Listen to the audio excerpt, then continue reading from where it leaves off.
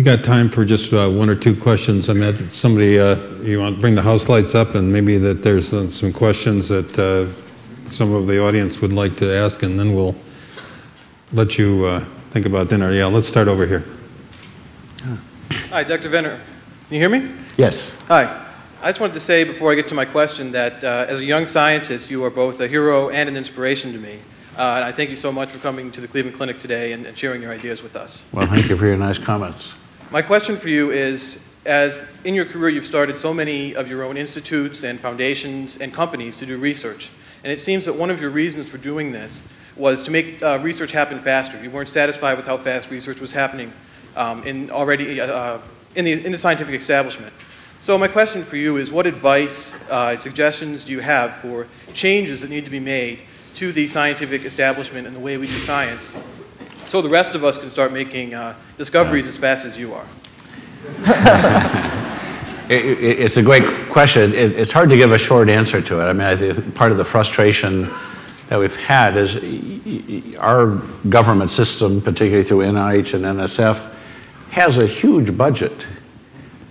But the government is, and the way we dole out money for research is the ultimate conservative way to do it. None of the discoveries that I showed you that we have made started with a funded grant. But after we showed the new methods work, the money came pouring out. So everything we did, we had to start with independent money. That was the motivation for starting the company. It was the only way to get money to do the research we were doing. So if you get turned down on a government grant, don't let that be the end of your career. Say thank you, there's better ways. And they are faster. But we need to try and change the system so it's more responsive. But I was on Zuhuni, the NIH Directors Committee, to give out an award for the most innovative high-risk science. And the people on the committee came up with a list of recommendations.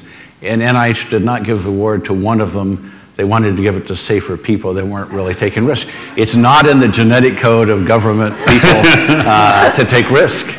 And that's a fundamental flaw with how we do science funding. And we have to change it. Things like DARPA are able to take risks because that's what they're charged with.